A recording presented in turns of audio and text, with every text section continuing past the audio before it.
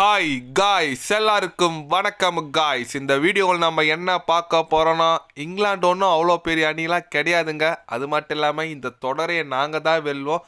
Second T20 England அணிக்கு எதிராக வெற்றி பெற்றதுக்கு இதுதான் காரணம் அப்படின்னு சொல்லிட்டு ஓப்பனாகவே இங்கிலாந்து அணிக்கு சவால் விடுற மாதிரி பேசியிருக்காரு. செகண்ட் T20 போட்டி வெற்றி காரணம் பேசியிருக்காரு.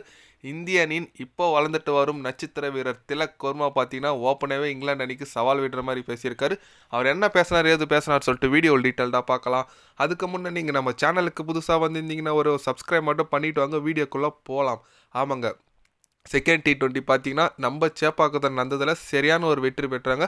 அதுக்கு ஒரு முக்கிய காரணம் பார்த்தீங்கன்னா நம்ம திலக் வர்மா ஒரு 72 ரன் அடித்தார். போட்டி முடிஞ்சவொடனே பத்திரிகையாளர் சந்திப்பில் என்ன சொன்னாருன்னு கேட்டிங்கன்னா, நான் இந்த வெற்றியை எனக்கு வேணும்னு நினச்சேன், அதனால தான் என்னால் பெற முடிஞ்சிச்சு. இங்கிலாந்து அணி என்ன தான் நீங்கள் சொன்னாலும் எங்கள் நாட்டில் வரும்போது அந்த அளவுக்கு பெரிய அணிலாம் கிடையாது, நாங்கள் தான் பெரிய அணி.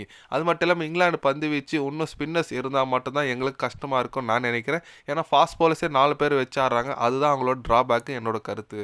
அது மட்டும் இல்லாமல் எங்கள் அணி வீரர்கள் எல்லாருமே நல்ல ஃபார்மில் இருக்காங்க. கேப்டன் சூரியகுமார் யாதவ் எனக்கு ரொம்ப உறுதுணையாக இருக்கார். இந்த வெற்றிக்கெலாம் இதுதான் காரணம், எங்களோட வெற்றிக்கு என்னோட பேட்டிங்க்கு இதுதான் காரணம். கட்டாயம் இந்த T20 சீரீஸை நாங்கள் தான் வெல்வோம். அது 4-1 சொல்லிட்டு இல்லை 5-0 சொல்லிட்டு நீங்கள் பொறுத்து இருந்து பாருங்கள் அப்படின்னு சொல்லிட்டு திலக் வர்மா பார்த்தீங்கன்னா ஓப்பனாகவே பேசியிருக்காரு. நம்ம திலக்க இந்த மாதிரிலாம் நீ பேசுறதை நான் பார்த்ததே கிடையாதுன்னா தலைவரே, ஓப்பனாக ஓவராக பேசுகிற அப்படின்னு நினைக்க தோணுது. பட் நல்ல ஒரு பேசமனுங்க, கண்டிப்பாக நல்ல ஒரு பெர்ஃபார்மன்ஸ் கொடுத்தாருன்னா அடி அடிச்சாருங்க. ஒவ்வொரு அடியும் நம்ம ஜோஃபர் ஆர்ச்சர் கண்ணில் தண்ணி வராதான் மிஞ்சன்றாங்க. என்ன அடி அடிக்கிறாரு.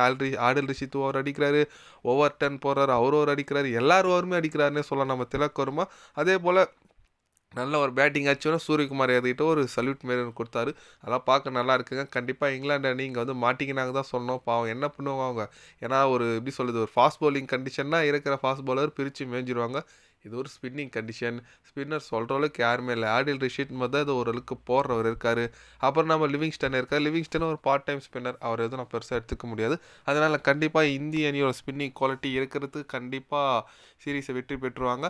இதேமாரி போச்சுலாம் வேலை ஆகாதுங்க இங்கிலாந்து அணி, அவ்வளோதான். ஏன்னா அடுத்த போட்டி பார்த்திங்கன்னா இன்றைக்கி தொடங்க போகுது.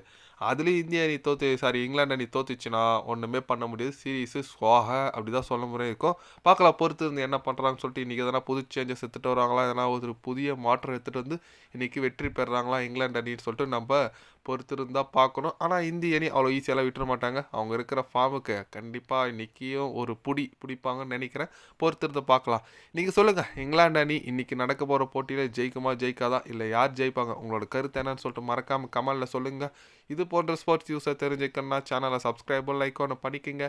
கண்டிப்பாக கிரிக்கெட் பற்றி day by day channel update வரும். மறக்காமல் சப்ஸ்கிரைப் மட்டும் கொஞ்சம் பண்ணி வச்சுக்கோங்க. நன்றி, வணக்கம்.